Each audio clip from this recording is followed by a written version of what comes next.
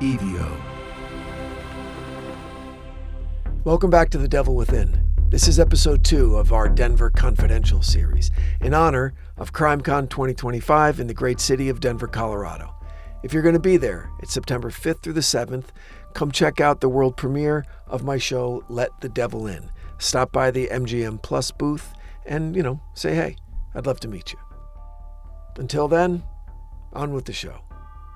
This is Chapter 4, The Fitzsimons Apparition. So, some ghosts are content to rattle chains, others prefer to linger in the corners of photographs, fading just before your brain catches up. And then there are the ones who never left the job. Welcome to the Fitzsimons Army Medical Center. Now, once this place was the beating heart of military medicine in the American West.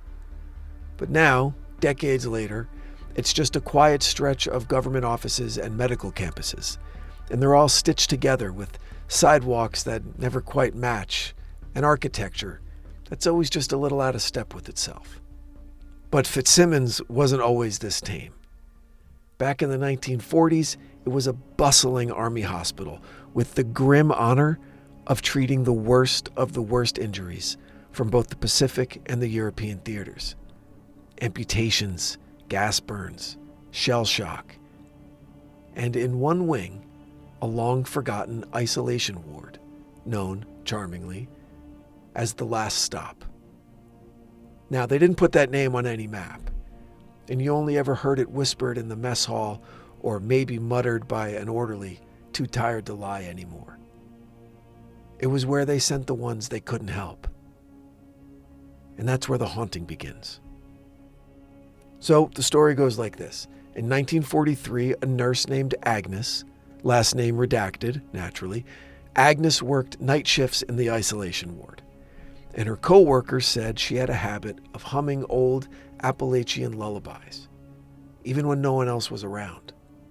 In fact, especially when no one else was around. And one evening, Agnes simply vanished. No one saw her leave. Her coat was still on the hook. Her shift had just started.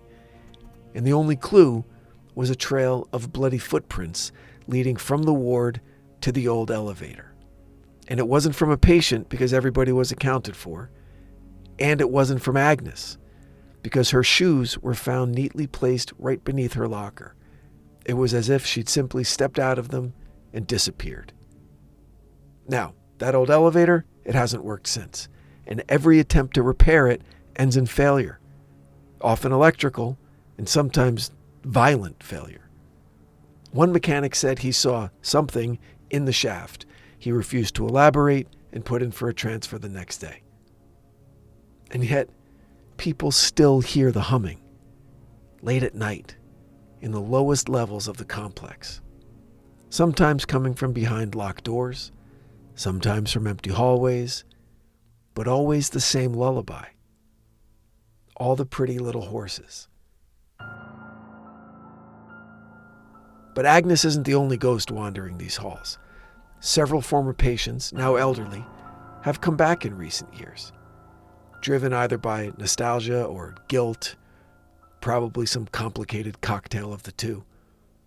But more than one has claimed to see their former doctors unchanged after 70 years. Same coat, same walk, same expression of weary detachment. One man, former patient, 93 years old, he was a POW, he swears he saw Dr. Klemke, his orthopedic surgeon, walking through a closed wing in 2018. Now the problem was that Klemke died in 1955, and his body was buried with full honors, or so the Army says. But really, let's talk about the morgue, because of course there's a morgue. It's a hospital. But the one at Fitzsimons is buried deeper than most. It's 3 floors underground. And it's beneath what used to be the psychiatric wing. Because, of course it is. Now, no official blueprints show this level, and no one seems to know who built it.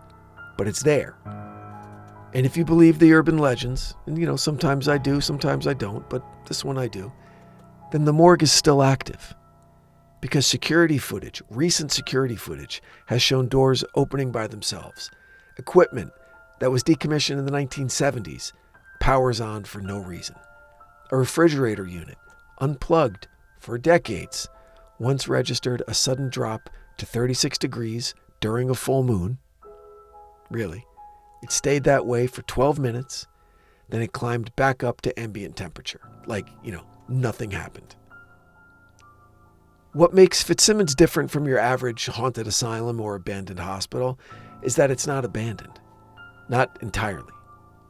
Parts of it are still in use by government contractors, by the University of Colorado, and most cryptically by medical research initiatives with no website, no listed phone number.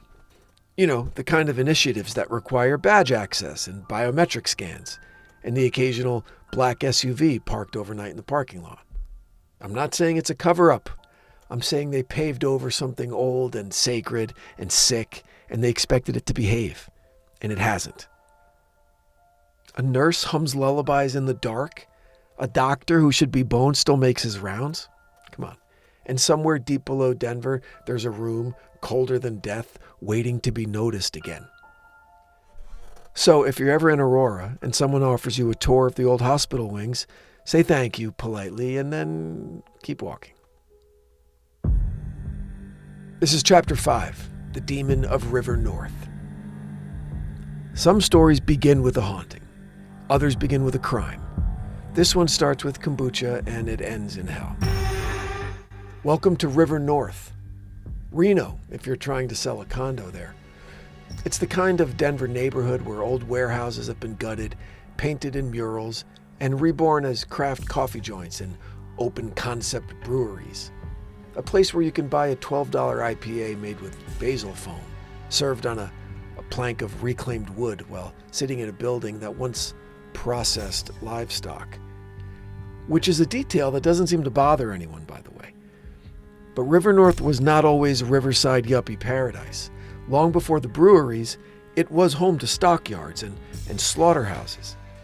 And something that the old-timers still won't talk about unless you pour them something stiffer than an IPA. They call it the RiNo Demon. A name that sounds ridiculous, yes, like something invented by one of those tattooed baristas on mushrooms.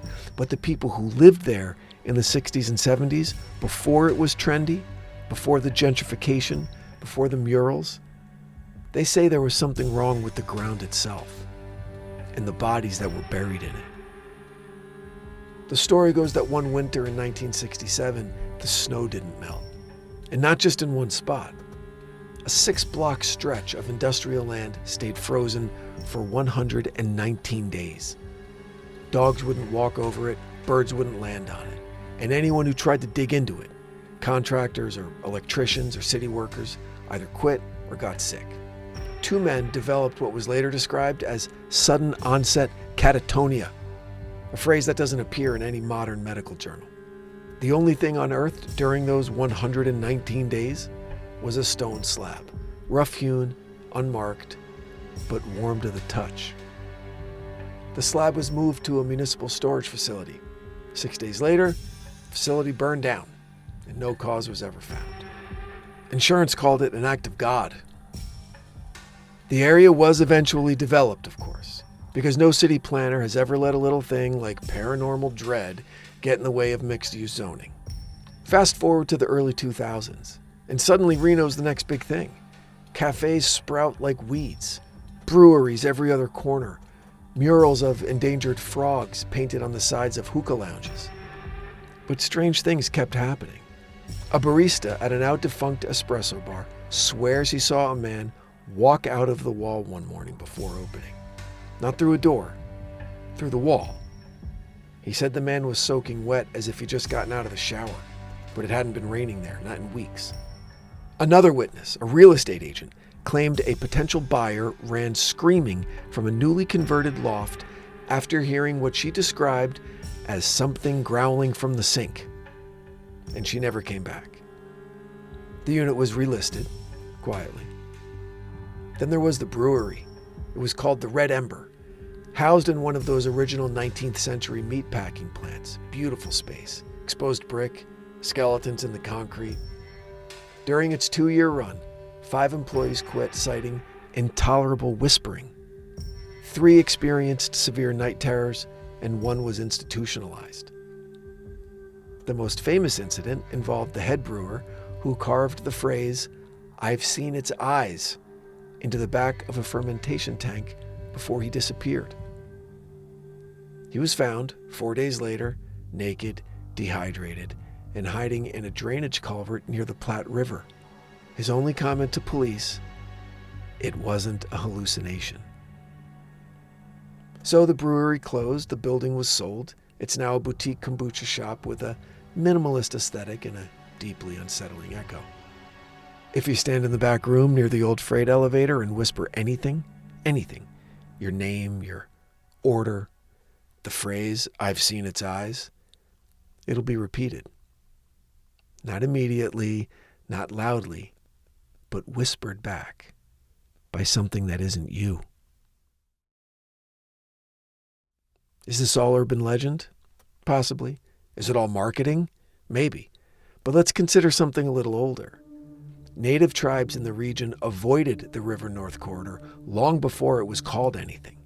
Cheyenne oral history refers to a shadowed place along the water where the deer are silent and the wind brings faces.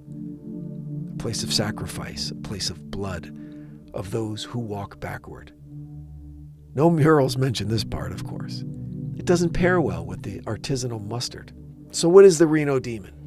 Is it a restless spirit of industrial cruelty? A residual haunting soaked into century-old bricks? A malevolent entity disturbed by developers who mistook it for opportunity?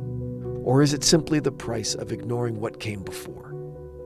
Whatever the answer, one thing is certain. In River North, things come back. Not as they were, but close enough to fool you. And please, if you hear your voice repeated, don't answer. That's how it finds you. This is Chapter 6, The Children Beneath Colfax.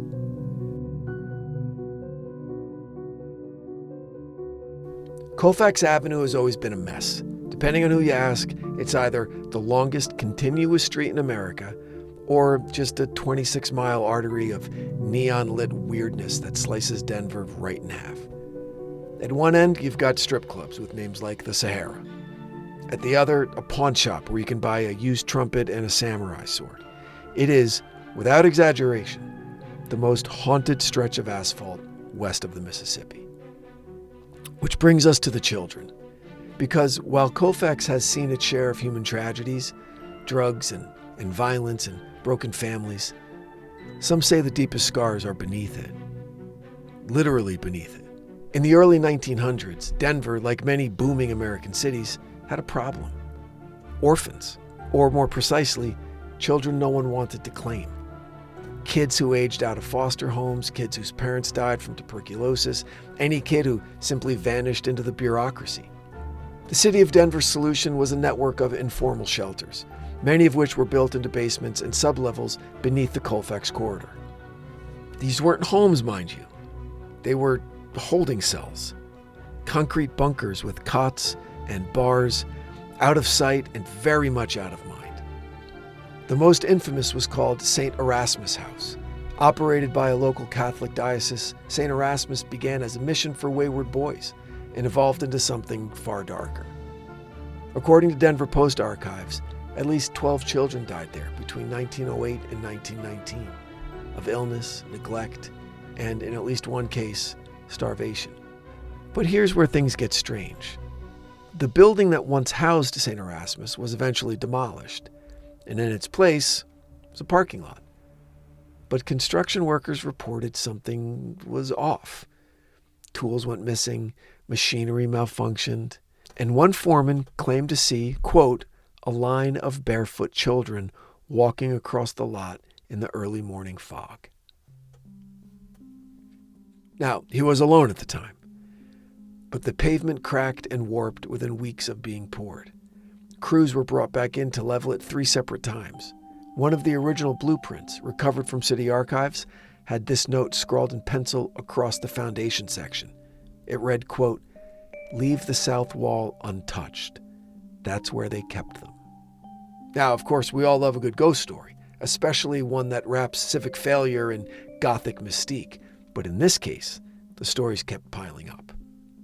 In the 1970s, a dive bar called Miller's Crawl Space opened across the street.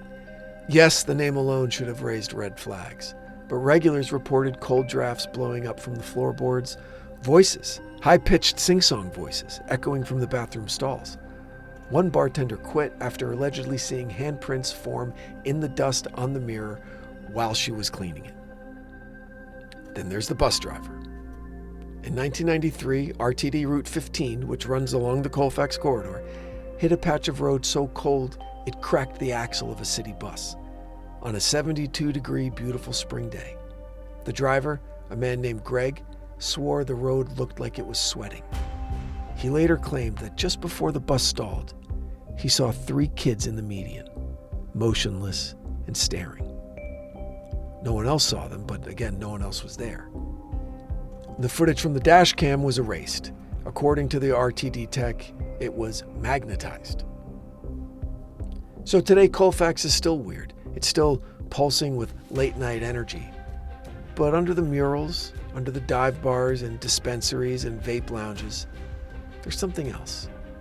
There's something older. Something that might still be pacing the concrete bunkers Denver forgot it ever built. They say if you're walking down East Colfax just after 3 a.m., when you stop outside the old pawn shop with the barred windows and the flickering neon, you might hear laughter.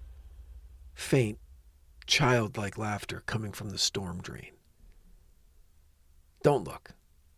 Just keep walking. And whatever you do, don't say your name out loud. Thanks for joining us again on The Devil Within.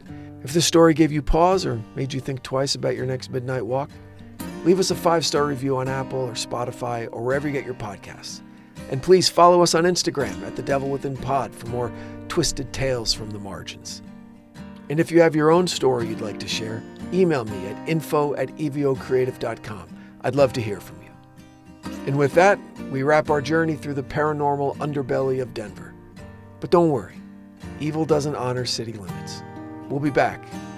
New towns, new cities, new horrors, same old devil. Hope to see you in Denver September 5th through 7th at CrimeCon. Until next time, lock your doors, question the shadows, and don't believe anything that knocks. The Devil Within is an EVO production, recorded live at Bel Air Studios in Los Angeles, California. For The Devil Within, I'm your writer and host, Brandon Morgan. Until next time, stay safe out there.